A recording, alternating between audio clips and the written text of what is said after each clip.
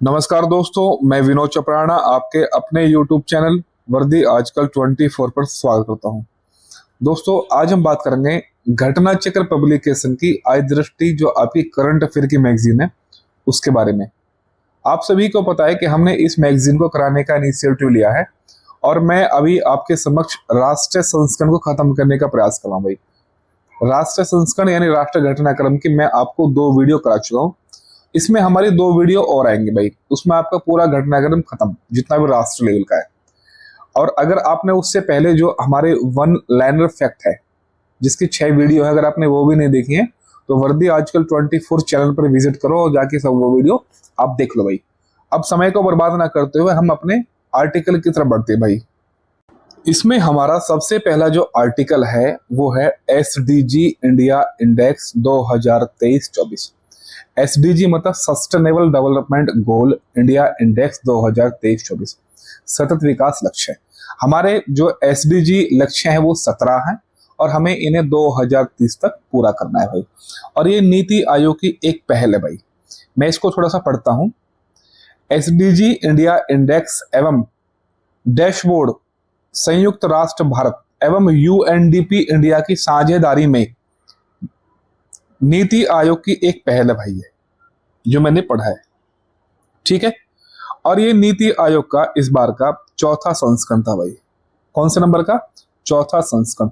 और इस इंडेक्स को नीति आयोग के उपाध्यक्ष सुमन बेरी द्वारा जो है वो लॉन्च किया गया भाई। ये भी आपको दिमाग में रखना है।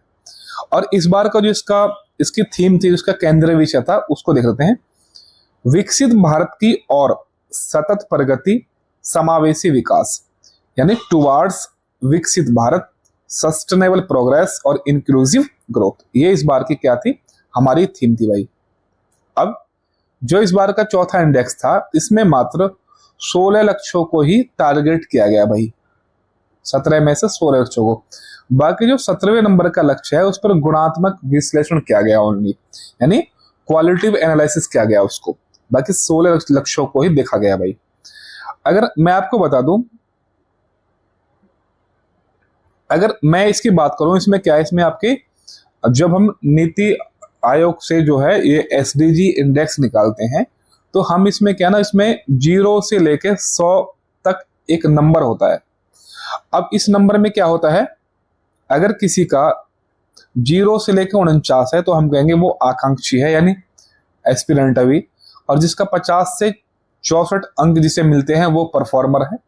और 64 से यानी 65 से 99 के बीच वो फ्रंट रनर है, यानी अग्रणी है।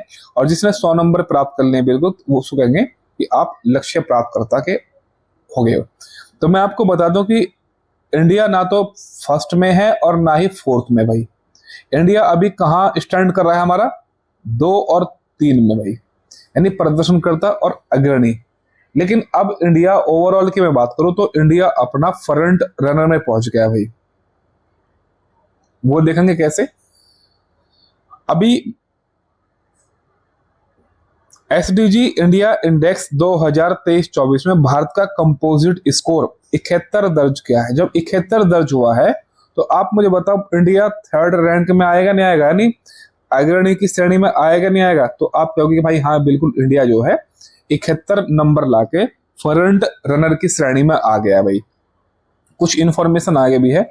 वर्ष 2020-21 और वर्ष 2023-24 के मध्य प्रदेश में SDG 1 जिसका संबंध गरीबी उन्मूलन से है, SDG 8 जिसका संबंध सभ्य कार्य और आर्थिक विकास से है, और SDG 13 जिसका संबंध शायद जलवायु से है। मैं थोड़ा देख लेता हूँ, थोड़ा मुझे याद है वैसे तो, हाँ, जिसका संबंध जलवायु कार्रवाई में महत्वपूर्ण प्रगति दर्ज की गई है। किसने भाई? MP ने, यानी SDG 1, SDG 8 और SDG आपका 13। ठीक है भाई। अब SDG इंडिया इंडेक्स 2023-24 में देश के सभी राज्यों के समग्र स्कोर में सुधार दर्ज किया गया भाई, यानी इंडिया क्या है, सुधार कर रहा है भाई अपने सभी राज्यों में। और वर्ष 2023-24 में कुल 32 जिसमें राज्य और केंद्र शासित प्रदेश अग्रणी की श्रेणी में स्थित है। देखो भाई, सभी अग्रणी नहीं है भाई, अग्रणी की श्रेणी में पूरा भारत में ही, अर्थात ना तो आपको पता है कि 28 राज्य और 8 केंद्र शासित प्रदेश है, तो 28 और 8 36 बैठते हैं भाई। लेकिन यहाँ पे कुल 32 से स्टेटमेंट देकर आपको फंसा सकता है कि सभी है भाई, तो सभी नहीं है। अब एक एसडीजी इंडिया इंडेक्स, सुधार, सर्वाधिक सुधार दर्ज करने वाले 5 राज्य और केंद्र शासित प्रदेश, ये वर्ष 2018 से वर्ष 2023-24 के मध्य है भाई। ठीक है, और ये भी आपके प्रतिशत में भाई, जिसने 2018 से लेकर और 2023 के बीच में सबसे प्रतिशत में वृद्धि की है, तो सबसे पहला अपना उत्तर प्रदेश ही है भाई, जिसने कितने परसेंट की वृद्धि की है 2018 से 2023-24 के मध्य, तो 25% की वृद्धि।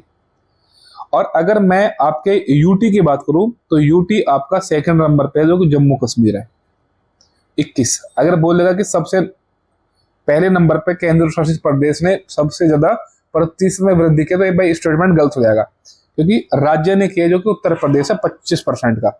लेकिन यूटी की बात करेगा तो यूटी में प्रथम है अपने आप में, यूटी, उसने 21% की वृद्धि की भाई। ठीक है भाई, अगर राज्यों के हिसाब से देखें तो सबसे ज्यादा ओवरऑल किसको कितना मिला भाई, एसडीजी इंडिया इंडेक्स 2023-24 में राज्यों की संयुक्त रैंकिंग में केरल एवं उत्तराखंड, जिसका स्कोर कितना है प्रत्येक का 79, को शीर्ष स्थान प्राप्त हुआ भाई। अपने टोटल इंडिया को मिला है 71 भाई। और लेकिन अगर मैं ओवरऑल राज्यों की बात करूं तो 2 राज्य है जिनके 79 बराबर स्कोर है। कौन से? एक तो आपका केरला है और दूसरा आपका उत्तराखंड है भाई, ये शीर्ष स्थान पर है। जबकि केंद्र शासित प्रदेश की रैंकिंग में कौन है आपका? चंडीगढ़ भाई, और चंडीगढ़ को कितना मिला है? 77 रैंक मिला है भाई। ठीक है, स्कोर 77 स्कोर इसका। अब मैं देख लेता हूं कुछ, देखो जो ऊपर लिखा है वो यहाँ लिखा है कि सबसे एसडीजी इंडिया इंडेक्स 2023-24 में शीर्ष राज्य पहले नंबर पर आपके केरल और उत्तराखंड है, जिनको 79 नंबर मिला है। उत्तर प्रदेश आपको कहीं देखने को नहीं मिल रहा होगा भाई यहाँ पे। अब एसडीजी इंडेक्स में अंतिम 6 कौन है? तो अंतिम 6 भाई बिहार है। सबसे लास्ट स्कोर बिहार का है 57। जब 57 मिला है तो उसको सेकंड कैटेगरी मिली होगी भाई, है ना, इसको सेकंड कैटेगरी मिली होगी जो कि परफॉर्मर की है भाई। अब केंद्र शासित प्रदेश कौन सा भाई? तो केंद्र शासित प्रदेश आपका चंडीगढ़, जो मैं आपको ऊपर बता चुका हूं। कितना नंबर है? 77 नंबर भाई। आगे बढ़ते हैं भाई। अब राज्यों का प्रदर्शन भाई, राज्यों का प्रदर्शन, आकांक्षी में कोई भी नहीं है, लक्ष्य प्राप्त करता हुए कोई नहीं है भाई। तो कहां स्टैंड करते हैं राज्य? कैटेगरी 3 और कैटेगरी 4 में। कैटेगरी 3 में याद कर लो, बाकी कैटेगरी 4 के अपना पे याद हो जाएंगे। कैटेगरी 3 में कौन कौन से? नागालैंड, मेघालय, झारखंड और बिहार। देखो ये 2 तो याद हो गए, बिहार से कटा झारखंड, दोनों याद हो गए, और 2 आपके नॉर्थ ईस्ट के भाई। बाकी जितने भी आपके जो वो थर्ड में आ जाएंगे भाई। बाकी जितने बच्चे हैं आपको अपना उत्तर प्रदेश भी दिमाग में याद रखना कि उत्तर प्रदेश में आपके थर्ड यानी अग्रणी श्रेणी में है, फ्रंट रनर में भाई। लेकिन अगर मैं यही आपके केंद्र शासित प्रदेश की बात करूं तो आकांक्षी में भी कोई नहीं है भाई, अच्छा प्रदर्शन में भी कोई नहीं है, लक्ष्य प्राप्त करता भी कोई नहीं है। यानी यूटी जो है वो अच्छा परफॉर्मेंस कर रहा है भाई। इसने अपने स्थान, सभी जितने भी यूटी हैं इसने थर्ड नंबर में बनाए हुए, यानी अग्रणी है भाई। यहां से स्टेटमेंट आपको दे सकता है भाई। अब ये आपको दिमाग में रखना है कि भाई कि एसडीजी 1 एसडीजी 2 से लेकर 17 तक किस एसडीजी का संबंध किससे भाई। यहां से ज्यादा आपसे क्वेश्चन नहीं पूछेगा भाई, आपको ये तो याद करने नहीं भाई, आपसे याद होंगे भाई। एसडीजी लक्ष्य 1 का संबंध किससे है? गरीबी उन्मूलन से। 2 का संबंध किससे है? भुखमरी की समाप्ति। एसडीजी 3 का संबंध किससे है? अच्छा स्वास्थ्य एवं कल्याण से। एसडीजी 4 का मतलब किससे है? गुणवत्तापूर्ण शिक्षा से। एसडीजी 5 का मतलब किससे है? लैंगिक समानता से। एसडीजी 6 का मतलब किससे? स्वच्छ जल एवं स्वच्छता से भाई। ठीक है, और एसडीजी 7 का मतलब किससे भाई? स्वच्छ ऊर्जा, और अपना उत्तर प्रदेश भी यही स्थान बनाए हुए भाई। एसडीजी 8 का मतलब किससे भाई? सभ्य कार्य एवं आर्थिक विकास से। और एसडीजी 9 किससे भाई? उद्योग, नवाचार और बुनियादी ढांचा। एसडीजी 10 किससे भाई? असमानताओं में कमी। एसडीजी 11 किससे? सतत शहर और समुदाय। एसडीजी 12 किससे? उत्तरदायी उपभोग एवं उत्पादन। एसडीजी 13 किससे? आपका जलवायु कार्रवाई। एसडीजी 14 किससे? आपका जल के नीचे जीवन। SDG 15 किससे आपका भूमि पर जीवन, और SDG 16 कौन सा आपका शांति, न्याय और मजबूती संस्था है। आप क्या होगे भाई, आपने 16 बताए, आप तो कह रहे थे कि आपके सिस्टम डेवलपमेंट गोल 17 है जिनको 2030 तक पूरा करना है। मैंने आपको बता दिया कि पहले कि एक जो है आपको कौन सा है प्रोफेशनल तरीके से करना है भाई वो। ठीक है भाई, अब नेक्स्ट आर्टिकल की तरफ बढ़ते हैं भाई। नेक्स्ट आर्टिकल है आपका संविधान हत्या दिवस।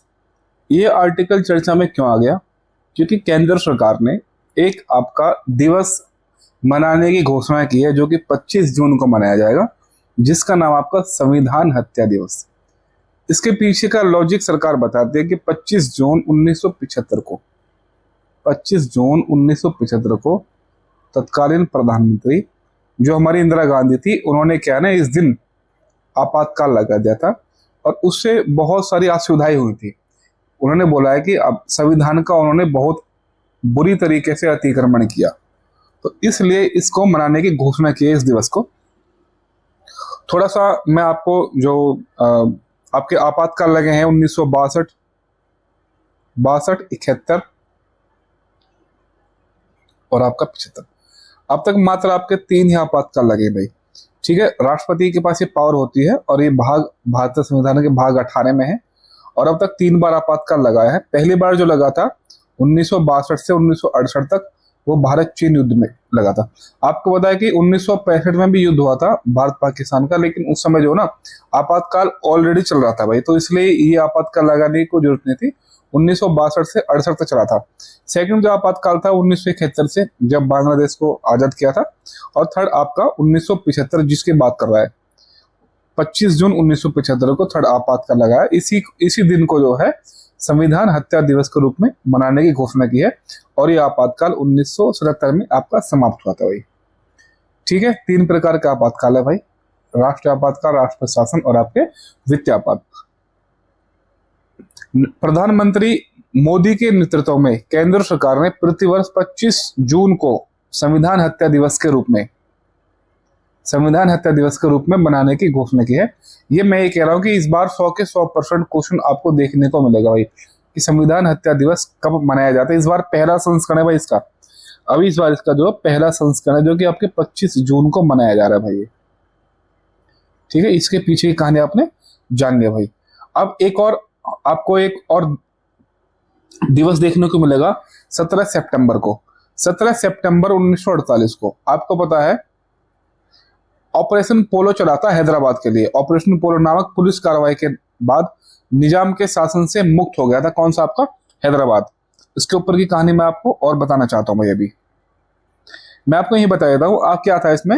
अपने इंडिया में 552 देशी रियासतें थी भाई, तो 549 ने तो अपने आप इंडिया में विलय हो गए, लेकिन जो 3 देशी रियासतें थी उन्होंने मिलने से मना कर दिया था, जो कि आपकी जूनागढ़, गुजरात, हैदराबाद और तीसरी आपकी जम्मू कश्मीर। जम्मू कश्मीर को विलय पत्र के आधार पर, हैदराबाद में पुलिस कार्रवाई और जूनागढ़ में जन्म संग्रह। और हैदराबाद में जो पुलिस कार्रवाई चली थी इसके लिए ऑपरेशन पोलो चलाया गया था भाई, ऑपरेशन पोलो।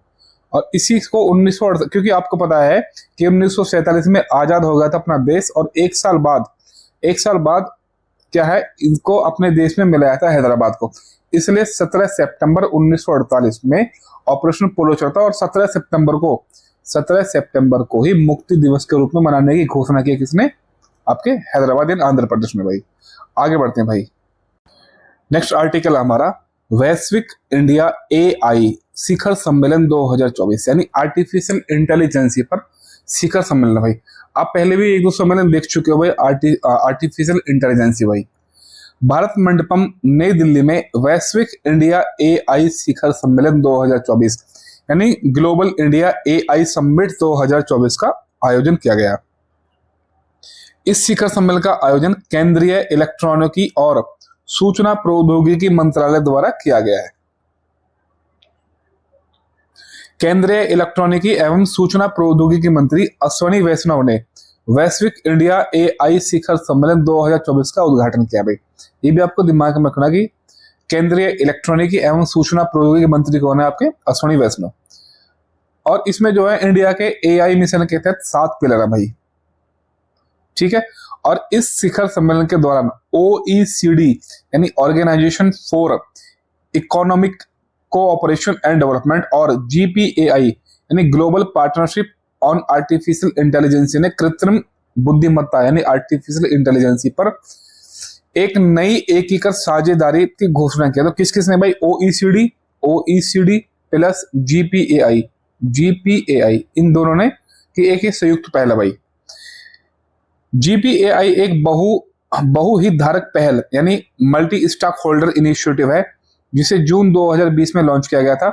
GPAI के संस्थापक सदस्यों में भारत भी शामिल है, लेकिन OECD में भारत शामिल नहीं है भाई। ठीक है भाई। अब वर्ष 2024 में भारत GPAI का मुख्य अध्यक्ष है भाई। AI प्रशंसा दिवस भी इस बार मनाया जा रहा है भाई, ये भी देख लेते हैं। AI प्रशंसा दिवस यानी आर्टिफिशियल इंटेलिजेंस की प्रशंसा की है किसने? जो कि संयुक्त राष्ट्र की तरफ से भाई। ये प्रतिवर्ष 16 जुलाई को AI प्रशंसा दिवस आर्टिफिशियल एप्रिसिएशन डे के रूप में मनाया जाता है भाई। कब? 16 जुलाई को। यह कृत्रिम बुद्धिमत्ता और संबंधित प्रौद्योगिकियों में प्रगति और नवाचार पर प्रकाश डालने वाला एक वार्षिक कार्यक्रम है। और AI पर ऐतिहासिक प्रस्ताव भी लाया गया है। मार्च 2024 को संयुक्त राष्ट्र महासभा यानी UN जनरल असेंबली ने कृत्रिम बुद्धिमत्ता AI पर एक ऐतिहासिक प्रस्ताव को अंगीकृत अडॉप्ट किया है भाई। देखो मैं बता दूं भाई, इस बार AI पर प्री के साथ साथ मेंस पे भी अच्छे अच्छे क्वेश्चन पूछे जाएंगे भाई। और आप देख भी रहोगे पेपर का ट्रेंड, मेंस में तो भाई AI से बहुत ज्यादा क्वेश्चन पूछे जा रहे हैं, चाहे वो UPSC लगा लो, चाहे वो BPSC लगा लो, चाहे वो आप UPSC लगा लो भाई। यहाँ पे बहुत क्वेश्चन पूछे जा रहे हैं मेंस लेवल भाई। आगे बढ़ते हैं भाई हम। अब हमारा नेक्स्ट आर्टिकल है इंडिया AI मिशन यानी India artificial mission, artificial intelligence mission. आपको पता है अभी हमने एक और पढ़ा था ऊपर मिशन आर्टिफिशियल इंटेलिजेंसी से। ये जो मिशन है ये कह रहा है कि कृत्रिम बुद्धिमत्ता यानी आर्टिफिशियल इंटेलिजेंसी को बुद्धिमान मशीनों यानी विशेष रूप से बुद्धिमान कंप्यूटर प्रोग्राम्स के निर्माण के विज्ञापन एवं अभियांत्रिकी यानी इंजीनियरिंग के रूप में परिभाषित किया जा सकता है। कृत्रिम बुद्धिमत्ता इस धारणा पर आधारित है कि मानव विचार की प्रक्रिया को मशीनीकृत किया जा सकता है, यानी जो आदमी सोचता है ना वो आदमी के सोचने मात्र से उस चीज को क्या है ना मशीनीकृत किया जा सकता है, यानी मैकेनाइज्ड किया जा सकता है भाई। ये कह रहा है आर्टिफिशियल इंटेलिजेंस मिशन भाई। और ये अपने प्रधानमंत्री मोदी जी की अध्यक्षता में इस मिशन को लॉन्च करने की मंजूरी दे दी है। और इस पर जो कुल पैसा खर्च होगा वो 10,371 करोड़ रुपए खर्च होगा भाई। और ये मिशन 5 वर्षों के लिए होगा। और इस मिशन को डिजिटल इंडिया कॉरपोरेशन, जो आप ऊपर पढ़ के आए थे, डिजिटल इंडिया कॉरपोरेशन के अंतर्गत India AI independent business division द्वारा कार्यान्वित किया जाएगा। ठीक है भाई। अब इसके कौन कौन से घटक है वो देख लेते हैं भाई। एक तो इंडिया AI कंप्यूटर क्षमता यानी AI में जो हमारे कंप्यूटर में क्षमता उसको बढ़ावा देने के लिए बोल रहा है। दूसरा AI में नवाचार के लिए भाई बहुत इनोवेशन चाहिए हमें। तीसरा AI डेटाबेस मंच भी चाहिए इसमें हमारा जो है। चौथा India AI application development initiative. आपको पता है कि हम एप्लीकेशन बहुत सारे देशों से बनवाते हैं भाई, हमारा एप्लीकेशन में इतना बड़ा सिस्टम नहीं है भाई। पांचवा इंडिया AI फ्यूचर स्किल्स यानी भविष्य में हमारी क्या क्या नीतियां होनी चाहिए। और छठा जो आपका इसका पिलर है वो देख लेते हैं भाई। 7वें नंबर का वैसे सुरक्षित एवं भरोसेमंद भाई। ठीक है भाई। तो ये आपके टोटल 7 पिलर है। हालांकि इनसे क्वेश्चन नहीं पूछा जाएगा, क्वेश्चन जो पूछेगा वो इसका कितना पैसा है, कितने साल के लिए है, किसने इसकी अध्यक्षता की है, कैसे संबंध है भाई। ठीक है भाई। आगे बढ़ते हैं भाई। आपका नेक्स्ट आर्टिकल है दूरसंचार अधिनियम 2023। इसको देखेंगे भाई। दूरसंचार अधिनियम 2023 अर्थात द टेलीकम्युनिकेशन बिल 2023।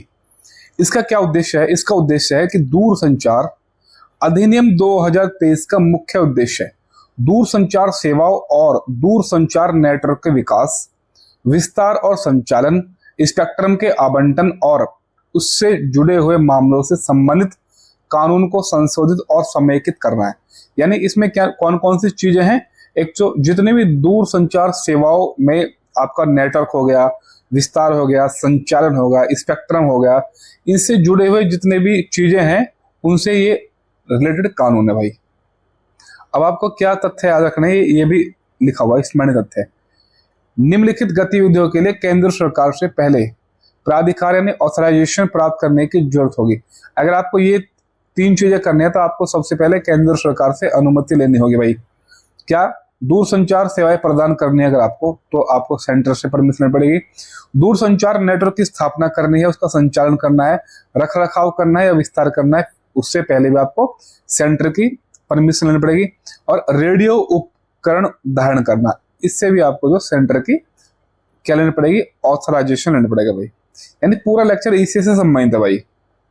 इसमें एक भारतीय तार अधिनियम 1885 की एक धारा है, उसको पढ़ेंगे। तो भारतीय तार अधिनियम 1885 है क्या? भारतीय तार अधिनियम 1885 के तहत वंचित क्षेत्रों में दूर संचार सेवाएं प्रदान करने के लिए यूनिवर्सल सर्विस ऑब्लिगेशन फंड की स्थापना की गई थी। यानी यूनिवर्सल सर्विस ऑब्लिगेशन फंड किससे संबंधित है? तो भारतीय तार अधिनियम 1885 से संबंधित है, जिसका संबंध किससे है? दूर संचार से। अर्थात ऐसे क्षेत्र जहां अभी दूर संचार नहीं पहुंच पाया, आप देखते होंगे कुछ ऐसे क्षेत्र हैं जहां पर टावर भी नहीं आते भाई। ठीक है। अब दूर संचार अधिनियम 2023 क्या कहता है भाई? दूर संचार अधिनियम 2023 द्वारा इस प्रावधान को बरकरार तो रखा गया भाई, लेकिन इस फंड का नाम बदलकर डिजिटल भारत निधि यानी डिजिटल इंडिया फंड कर दिया है। किसका नाम बदलकर? यूनिवर्सल सर्विस ऑब्लिगेशन फंड का नाम बदलकर डिजिटल भारत निधि रख दिया भाई। ठीक है भाई। अब इसमें कुछ आपके दंड के प्रावधान भी भाई। दंड के प्रावधान क्या है? यह अधिनियम विभिन्न आपराधिक और सिविल अपराधों को निर्दिष्ट करता है। ठीक है भाई। प्राधिकार प्राप्त किए बिना, यानी अगर आपने परमिशन नहीं ली, यानी आपने ऑथराइज नहीं कराया केंद्र सरकार से, अगर इसके बिना आप काम कर रहे हो तो दूर संचार सेवाएं प्रदान करना या दूर संचार नेटवर्क या डाटा तक अन्य अधिकृत पहुंच प्राप्त करना, तो 3 वर्ष तक की आपको कैद हो जाएगी और 2 करोड़ रुपए तक का आपको जुर्माना या दोनों देना पड़ेगा भाई। प्राधिकार प्राप्त करने के नियमों और शर्तों का उल्लंघन करने पर अगर आप ऑथोरिटी ले लेते हो केंद्र सरकार से, अगर आप उसके नियम और शर्तों का उल्लंघन करते हो तो आपको 5 करोड़ रुपए तक का जुर्माना देना पड़ेगा भाई। तीसरा है अनधिकृत उपकरण रखने, यानी अनऑथराइज चीज रखने पर या अनधिकृत नेटवर्क या सेवाओं का उपयोग करने पर 10 लाख रुपए तक जुर्माना हो सकता है भाई। दूर संचार अधिनियम 2023 के अंतर्गत सख्त नियम किसी व्यक्ति के पास अधिकतम कितने सिम कार्ड हो सकते हैं ये बता रहा है। ये बता रहा है कि पूरे भारत में प्रत्येक व्यक्ति को 9 सिम कार्ड तक की अनुमति है भाई। यानी एक आदमी 9 सिम कार्ड रख सकता है। लेकिन ये नॉर्थ ईस्ट और आपके जो कुछ यूटी है, हालांकि जम्मू कश्मीर, असम और पूर्वोत्तर लाइसेंस प्राप्त सेवा क्षेत्र जैसे कुछ क्षेत्रों में इसकी सीमा कितनी है? तो मात्र 6 सिम रख सकता है भाई। पूरे भारत में आपकी कितनी है? पूरे भारत में तो 9 सिम रख सकता है, 9। लेकिन कुछ ऐसे क्षेत्र हैं जहां आपको 6 सिम रखनी पड़ेगी। 6 सिम कहाँ रखनी पड़ेगी? एक तो आपको जम्मू कश्मीर, असम और पूर्वोत्तर के जितने भी क्षेत्र हैं भाई। ठीक है भाई। अब नेक्स्ट